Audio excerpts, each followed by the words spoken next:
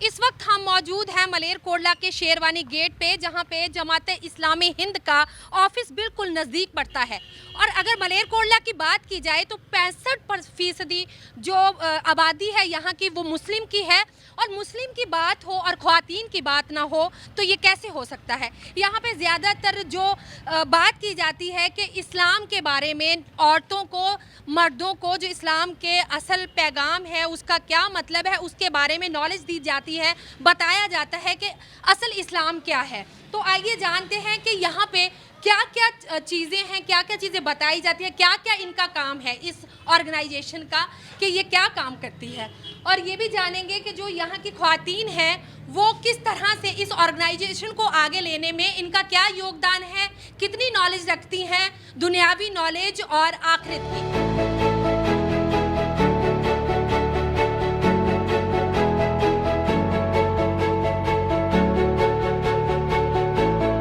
यहाँ पे बहुत सी ख्वातीन बैठी हुई हैं और उनसे जानने की कोशिश करेंगे कि मलेरकोटला की तरक्की में उनका क्या योगदान रहा है। अस्सलाम वालेकुम।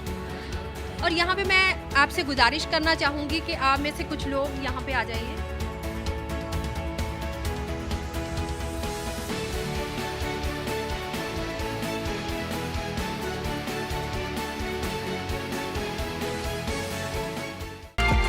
मलेरकोटला जिला बनने के बाद महिलाओं की स्थिति में क्या परिवर्तन आ सकता है? अस्सलाम वालेकुम।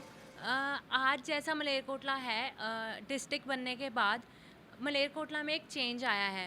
डिस्ट्रिक्ट बनने से पहले ही जैसे कि हमारी एमएलए हैं जो वो भी एक लेडी हैं, जो म्यूनसिपैलिटी की जो प्रेसिडेंट है वो भी एक लेडी हैं। और आफ्टर मलेरकोटला बीन डिस्ट्रिक्ट जो डीसी हैं और जो एसएसपी हैं वो भी लेडीज़ ही आई हैं। तो एक तरह से लेडीज़ के लिए ये एक बिल्कुल ही चेंज आया है, लेडीज़ के बिहेवियर में भी और वैसे भी लेडीज़ की सोच में भी चेंज आया है। क्योंकि अब लेडीज़ को पता चला है कि जैसे पहले वो काम करती थी, जैसे पर्सनल जैसे घर का काम करती थी, तो आज उनको घर का काम भी करना है और उनको अपना प्रोफेशन भी देखना है और अपने प्रोफेशन में भी वैसे ही आगे बढ़ते रहना है। मुस्लिम महिलाओं के बारे में हमेशा यही कहा जाता है कि वो जिंदगी भर पिसती रहती हैं, उन्हें उनके वो अधिकार नहीं मिलते जिनकी वो हकदार होती हैं। तुमने सवाल उठाया भी औरतां पिसदियां नज़र आ रही मलेरकोटले ਦੇ ਵਿੱਚ। ਤੁਹਾਨੂੰ ਸਾਡੇ ਨਾਲ ਗੱਲਬਾਤ ਕਰਕੇ ਸਾਨੂੰ ਦੇਖ ਕੇ ਕੋਈ ਨਜ਼ਰ ਆ ਰਿਹਾ ਵੀ ਅਸੀਂ ਪਿਸ ਰਹੇ ਹਾਂ? ਅਸੀਂ ਕੌਨਫੀਡੈਂਸ ਨਾਲ ਗੱਲ ਕਰ ਰਹੇ ਹਾਂ। ਉਸ ਤੋਂ ਬਾਅਦ ਸਾਨੂੰ ਜ਼ਿਲ੍ਹਾ ਬਣਨ ਤੋਂ ਵੀ ਜ਼ਿਆਦਾ ਜਿਹੜੀ ਖੁਸ਼ੀ ਹੈ ਉਹ ਇਹ ਹੈ ਕਿ ਸਾਡੇ ਲਈ ਵੂਮਨ ਕਾਲਜ ਬਣ ਰਿਹਾ ਹੈ ਔਰ ਮੈਡੀਕਲ ਵੂਮਨ ਕਾਲਜ ਔਰ ਐਂਡ ਹਸਪੀਟਲ ਬਣ ਰਿਹਾ ਹੈ। ਇਹ ਸਾਡੀ ਤਰੱਕੀ ਦਾ ਹੀ ਰੀਜ਼ਨ ਹੈ, ਇਹ ਸਾਡੀ ਹੌਸਲਾ ਅਫਜ਼ਾਈ ਹੈ ਜਾਂ ਸਾਡੀ ਦੁਆਵਾਂ ਦਾ ਅਸਰ ਹੈ। ਕਿਉਂਕਿ ਅਸੀਂ ਦੁਨੀਆ ਨੂੰ ਦਿਖਾਉਣਾ ਚਾਹੁੰਦੇ ਹਾਂ ਵੀ ਜਿਹੜੀ ਸਾਡੀ ਕਮਿਊਨਿਟੀ ਹੈ ਉਹ ਪਿਸੀ ਹੋਈ ਨਹੀਂ ਹੈ। ਜੋ ਸਾਡੇ ਤੇ ਸਾਡੇ ਇਸਲਾਮਿਕ ਰੂਲ ਨੇ ਸਾਡੇ ਤੇ ਥੋਪੇ ਨਹੀਂ ਜਾਂਦੇ, ਅਸੀਂ ਉਹਨਾਂ ਨੂੰ ਫॉलो ਕਰਦੇ ਹਾਂ, ਉਹਨਾਂ ਨੂੰ ਆਪਣੀ ਜ਼ਿੰਦਗੀ ਦੇ ਵਿੱਚ ਅਪਲਾਈ ਕਰਦੇ ਹਾਂ। दुनिया भर में पर्दे को हमेशा औरत की तरक्की में रुकावट माना गया है, क्या आप इस बात से सहमत हो? देखियो, पर्दे बारे तुसी सवाल करिया है। जिहड़ा पर्दा है ये साडी तरक्की 'च कोई रुकावट नहीं है। अलहमदुलिल्ला असी थोड़े सामने बैठ के गल कर रहे हैं तो सानू कोई चीज़ महसूस नहीं हो रही। क्योंकि जिहड़ा पर्दा है, पर्दे दे अकॉर्डिंग अगर असी कहंदे ने साडी बच्चियां दी एजुकेशन 'च कोई कमी नहीं आ रही, तो साडे कहंदे ने पर्दे दे अकॉर्डिंग टीचर भी ने, वकील भी ने, डॉक्टर्स भी ने, तो ये नाल कोई सानू रुकावट नहीं आ रही। तो ये साढ़े सामने एक ताज़ा मिसाल आ कि जो पर्दे दे विच 5 औरतां कहंदे ने उन्होंने उड़ान उड़ाई है तो पायलट बनिया ने। उन्होंने विच एक उन्होंने नाम हैगा शहनाज लगहारी, वो भी पर्दे दे विच ही ने। देखो कि पर्दा जिहड़ा है, पर्दा करिया होया अलहमदुलिल्ला कि साड़ी सोच नूं बनदा नहीं हैगा, ते सानू सुनन ते रोकदा नहीं हैगा, सानू बोलन तो रोकदा नहीं हैगा। तो पर्दा साढ़े हत्थों नूं नहीं रोक रहा, तो सानू चलन तो कि भी असी तरक्की की तरफ जा रहे हैं, सानू उत्थे नहीं कोई रुकावट नहीं बन रहा अलहमदुलिल्ला। क्योंकि जिहड़ा पर्दा है ये कहंदे रब दा हुक्म आ। जदों कि नबी नूं कहा गया ऐ नबी अपनी बीवियां नूं कह दो कि अपने सीनियां दे उपर चादरां ओढ़ लैन, तो मर्दां वास्ते भी एवें ही हुक्म था कि मर्दां नूं कह दो कि अपनी निगाहां नूं झुका लैन। तो दोनों लई आ, इकल्ला कि औरत नूं लैके इस गल नूं उठाया जांदा, ये सही नहीं हैगा। ਅਲਹਮਦੁਲਿਲਾ ਅਸੀਂ ਆਪਣੇ ਆਪ ਨੂੰ ਸੇਫ ਮਹਿਸੂਸ ਕਰਦੇ ਹਾਂ। फेमिनिज्म के बारे में आप क्या कहेंगे? जैसे कि जो लड़कियां हैं, गर्ल्स हैं, जो यंग गर्ल्स हैं, वो घर में अपने पेरेंट्स की बहुत रिस्पेक्ट करती हैं।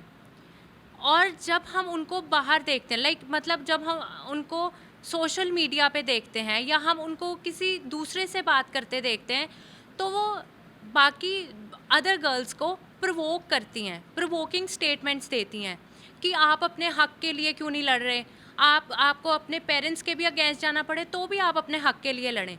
जबकि वो अपने पेरेंट्स की रिस्पेक्ट करती हैं, पर वो दूसरी लड़कियों को ये बोलती हैं कि आप अपने पेरेंट्स के अगेंस्ट जाके भी ये काम कर सकते हैं। ये बात है कि शायद वो सोशल मीडिया पे एक अटेंशन गेन करना चाहते हैं, या फिर ये भी बात हो सकती है कि उनको लगता है कि इससे उनकी फ़ैन फॉलोइंग होगी, क्योंकि वो लोग उनको देखते हैं कि वो अपने राइट्स के लिए फ़ाइट कर रही हैं। मस्जिदों और कब्रिस्तान से औरतों को हमेशा दूर रखा जाता है, ऐसा क्यों? ਐਸਾ ਕੁਝ ਨਹੀਂ ਹੈ। ਮਸਜਿਦਾਂ ਦੇ ਵਿੱਚ ਵੀ ਔਰਤਾਂ ਜਾ ਸਕਦੀਆਂ ਨੇ ਔਰ ਇਜਾਜ਼ਤ ਹੈ ਖੁੱਲ੍ਹਮ ਖੁੱਲ੍ਹਾ। ਕਬਰਸਤਾਨ ਦੇ ਵਿੱਚ ਵੀ ਜਾ ਸਕਦੀ ਹੈ, ਲੇਕਿਨ ਜਨਾਜ਼ੇ ਦੇ ਨਾਲ ਨਹੀਂ, ਅੱਗੇ ਪਿੱਛੇ ਜਾ ਸਕਦੀ ਹੈ ਸਿਰਫ ਸਬਕ ਲੈਣ ਵਾਸਤੇ ਕਿ ਇੱਥੇ ਇਹ ਉਹ ਜਗ੍ਹਾ ਹੈ ਜਿਹੜੀ ਜਿੱਥੇ ਮੈਨੇ ਆਉਣਾ ਹੈ। ਹੋਰ ਕਿਸੇ ਵਾਸਤੇ ਨਹੀਂ, ਮਤਲਬ ਸਰ ਝੁਕਾਉਣਾ ਜਾਂ ਪੂਜਾ ਕਰਨੀ ਜਾਂ ਕੋਈ ਉਹਨਾਂ ਦੀ ਉਹਦੇ ਵਾਸਤੇ ਨਹੀਂ, ਸਿਰਫ ਜ਼ਿਆਰਤ ਵਾਸਤੇ। ਮਸਜਿਦਾਂ ਦੀ ਗੱਲ ਕਰ ਰਹੇ ਹੋ ਤੁਸੀਂ, ਮਸਜਿਦ ਦੇ ਵਿੱਚ ਪੂਰੀ ਇਜਾਜ਼ਤ ਮਿਲੀ ਹੈ ਔਰਤ ਨੂੰ ਕਿ ਉਹ ਮਸਜਿਦ ਦੇ ਵਿੱਚ ਮਰਦਾਂ ਦੇ ਨਾਲ ਨਮਾਜ਼ ਪੜ੍ਹ ਸਕਦੀ ਹੈ, ਕਿਉਂਕਿ ਨਬੀ ਸੱਲੱਲਾਹੁ ਅਲੈਹਿ ਵਸੱਲਮ ਦੇ ਜ਼ਮਾਨੇ ਦੇ ਵਿੱਚ ਜਿਨ੍ਹਾਂ ਦੇ ਅਸੀਂ ਫੋਲੋਵਰ ਹਾਂ, ਉਹਨਾਂ ਦੇ ਜ਼ਮਾਨੇ ਦੇ ਵਿੱਚ ਉਹਨਾਂ ਦੇ ਨਾਲ ਉਹਨਾਂ ਦੇ ਮੌਜੂਦਗੀ ਦੇ ਵਿੱਚ ਮਰਦਾਂ ਦੇ ਨਾਲ ਔਰਤਾਂ ਨੇ ਨਮਾਜ਼ ਬਰਾਬਰ ਪੜ੍ਹਦੇ ਰਹੇ ਨੇ ਔਰ ਪੜ੍ਹੀ ਹੈ। क्या इस्लाम औरतों के प्रति छोटी सोच रखता है? इस्लाम नैरो माइंडेड नहीं है, इस्लाम तो बहुत ही ब्रॉड माइंडेड है। उसने हमें बहुत से राइट्स दिए हैं। जहाँ हमारे राइट्स हैं वहाँ ड्यूटीज़ भी हैं। ये तो ऐसे भ्रम फैलाए हुए हैं इस्लाम में ये है, इस्लाम में वो है, वरना कुछ भी नहीं है। जो मर्तबा हमें इस्लाम ने दिया है किसी भी मज़हब ने नहीं दिया। हमें ये मर्तबा 1400 साल पहले मिला था और समाज में तो अब मिल रहा है इसे। हमें सही एजुकेशन दी ही नहीं जा रही थी भी हमारे इस्लाम में ये है, हमारे कुरान में ये है, और हम दी वे ऑफ लाइफ है हमारा कुरान है जो। आपकी ऑर्गेनाइजेशन इस्लाम के लिए कैसे काम कर रही है? जैसे जेंट्स की जमात है और फिर लेडीज़ की है शोबाए ख़वातीन, और एक है SIO स्टूडेंट इस्लामिक ऑर्गेनाइजेशन, और एक है GIO गर्ल्स इस्लामिक ऑर्गेनाइजेशन, और एक छोटा बच्चों के लिए है चिल्ड्रन फोर्स। वो भी मतलब अब हमने ये देखा, जैसे आपकी बात भी पहले आई सवाल के ज़रिए, कि अब देख रहे हैं कि ये पानी कहाँ मर रहा है। बच्चे बड़े हो जाते हैं, उनकी तरबियत नहीं होती, उनको इस्लाम की तालीम नहीं मिलती, तो हम नीचे से शुरू किया है हमने ये काम। बच्चों को पहले तरबियत करते हैं। अब जब जैसे हम आते हैं, हमने जो भी पढ़ा है सीखा है वो हम अपने घर में भी तो अप्लाई करते हैं ना, अपने बच्चों पे निगरानी करते हैं, उनकी परवरिश पे ध्यान देते हैं। इसी तरह से हमने और लोगों को भी सोसाइटी के बेदार करने की कोशिश की है। शाहीन बाग में मलेरकोटला की महिलाओं की क्या भूमिका थी? शाहीन बाग में एक बहुत बड़ी डेलीगेशन बैठी थी। वहाँ पे जैसे कि आपने देखा होगा कि एक स्ट्रेंथ में औरतें बैठी थी, और औरतों ने एक हौसला अपने में कायम किया था कि हम अपने हक के लिए लड़ेंगे। तो मलेरकोटला से भी जो हम लेडीज़ हैं, हमने भी इक्वल पार्टिसिपेशन किया था। मलेरकोटला में प्रोटेस्ट्स हुई थी, मार्च हुई थी, एंड जब अगर हम ग्राउंड लेवल की बात करें तो यहाँ से स्टार्ट हुआ था कि हमने औरतों को अवेयर करना शुरू किया था। हमने उनको ये बताना शुरू किया था कि CAA और NRC क्या है और ये हम लोगों को कैसे अफेक्ट कर रही है। और ये सिर्फ मुस्लिम्स की बात नहीं है, ये इंडिया की टोटल पॉपुलेशन की बात है। इसमें हर कम्युनिटी और हर रिलीजन के लोगों को आना चाहिए, क्योंकि ये कॉन्स्टिट्यूशन के साथ कॉन्स्टिट्यूशन में ही चेंजेस ला रहे हैं। तो हमने door to door campaign start की, उसके बाद हमने कॉर्नर मीटिंग्स भी की, और उसके बाद हमने ऐसे ही हमने एक बहुत बड़े लेवल पे हमने मार्च और प्रोटेस्ट स्टार्ट की, और इसी तरह हमने लोगों को अपने राइट्स के बारे में बताना शुरू किया कि हमारे क्या राइट्स हैं। किसान आंदोलन में आपका क्या योगदान रहा? बिल्कुल हमारी किसान आंदोलन में भी इक्वल पार्टिसिपेशन है and it started from last year, और लास्ट ईयर से हम बिल्कुल किसानों के साथ हैं, किसानों की सपोर्ट में हैं। हम पिंड बादल जा चुके हैं, हम पटियाला गए हैं, और जहाँ पे भी टोल्स हैं जो और पेट्रोल पंप्स हैं जहाँ पे भी किसान यूनियन थी, मतलब जहाँ पे भी उनके मोर्चे थे, हमने इक्वल पार्टिसिपेशन दिया है। और हम टिकरी बॉर्डर भी गए हैं, सिंघू बॉर्डर भी गए हैं, मतलब हम जो लाइक दिल्ली के बॉर्डर्स पे भी जो किसान बैठे हैं, हमने उनके साथ भी पूरी शमूलियत की है और हम आज तक उनके साथ हैं। इंडिया में माइनॉरिटीज के प्रति सरकार के रवैये को आप कैसे देखते हैं? देखें, एक बात होती है कि अगर हम ज़्यादातर कंट्रीज़ में देखें तो माइनॉरिटीज़ को टारगेट किया जाता है up to an extent, but India में माइनॉरिटीज़ को अप टू एन एक्सटेंट नहीं, उनको बहुत ज़्यादा परेशान किया जा रहा है। ट्रिपल तलाक की बात ले लें या एब्रोगेशन ऑफ आर्टिकल 370 ले लें, कश्मीर में कैसे ही लॉकडाउन हुआ था, उसके बाद आप देखें कि जैसे कि एनआरसी और सीएए में बिल्कुल मुस्लिम रिलीजन को ही एक्सक्लूड कर दिया है। तो ये एक तरह से बाइस नेचर है गवर्नमेंट की, और वो टोटली इस टाइम पे बिल्कुल लाइक मुस्लिम कम्युनिटी को एक एक्सेप्शन मान के चल रही है। लक्षद्वीप में बने नए कानून के बारे में आप क्या कहेंगे?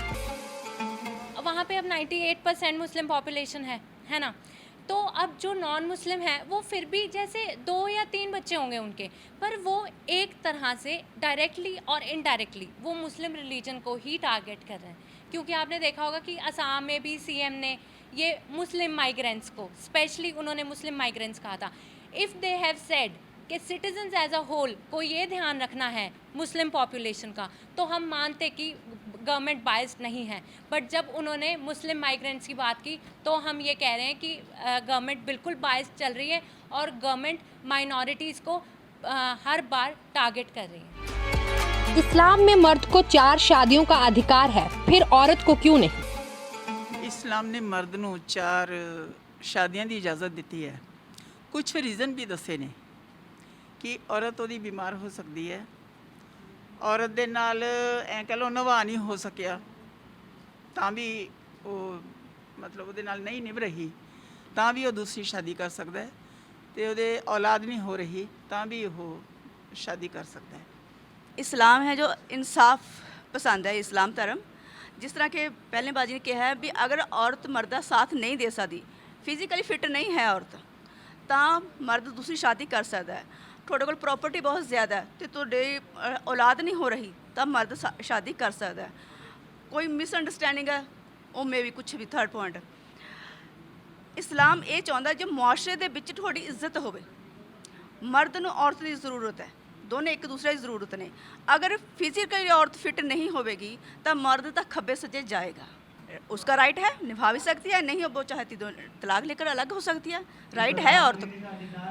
हाँ, उसको खुला है। औरत अगर अपने शौहर से सेटिस्फाई नहीं है तो उसके लिए अल्लाह ताला ने खुला लेकर रखा है, खुला लेकर अलग रह सकती है अपने शौहर से। वो जब तक हम कुरान से दूर थे तब तक बहुत डर था। अगर यकीन करो, अगर मेरा शौहर आज भी कहना मैं शादी करना तो वेलकम करूँगी कि हाँ दूसरी शादी करो, मैं वेलकम करने के लिए तैयार हूँ।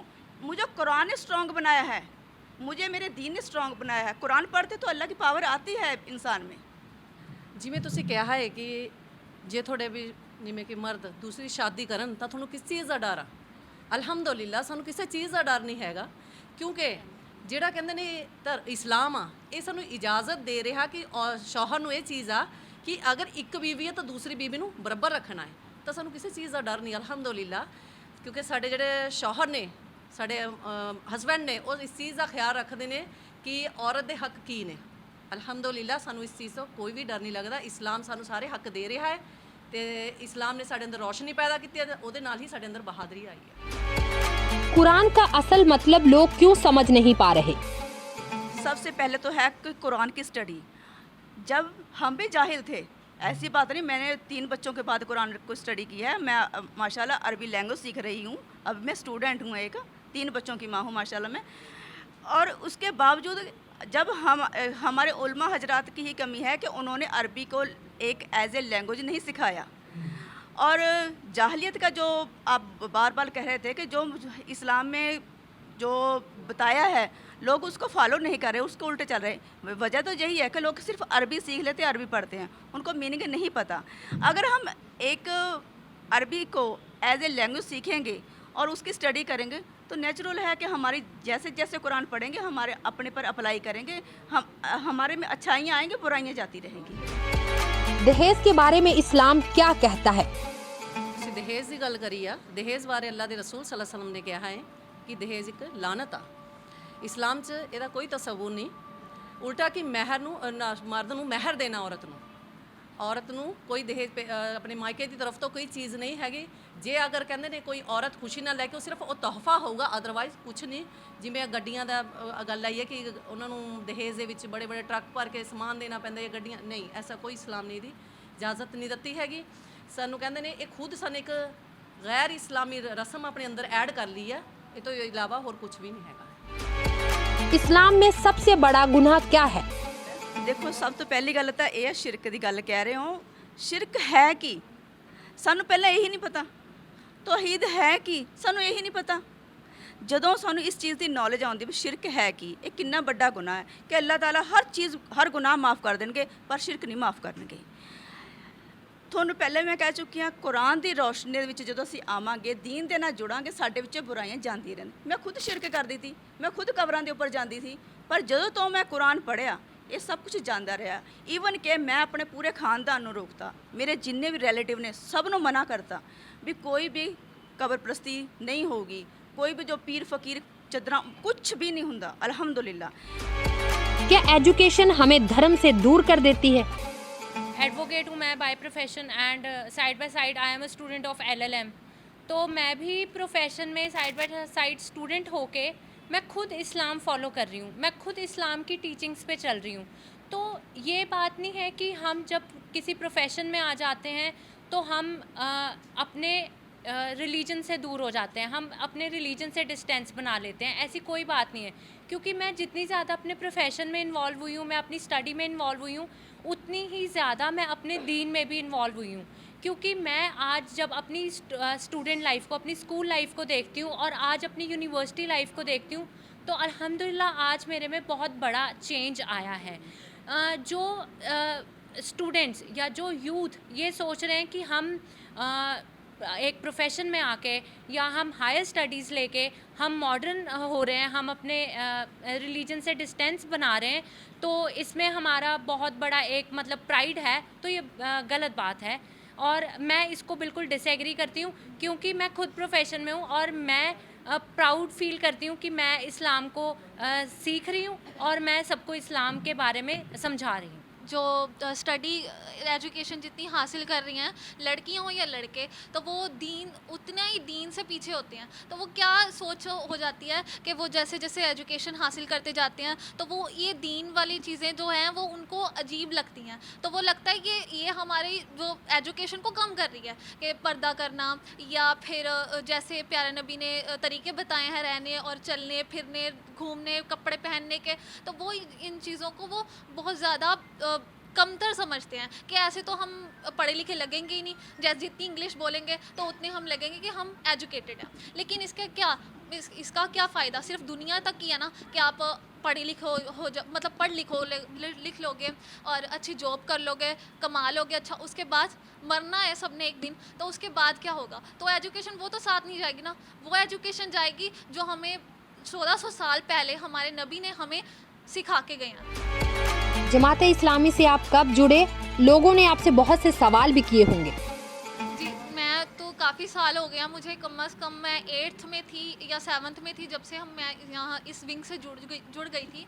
तो हमने अब तक कितनी मुहिम्स की हैं, हम स्कूल्स में जाते हैं, वहाँ पर जाकर अपना जो भी है हम बताते हैं, हमारा जो मकसद है, हमारा जो काम है, हम दुनिया में आए किस लिए हैं। तो ये सिर्फ हमारा तो नहीं है, हर लड़की का ये काम है, हर इंसान का ये काम है।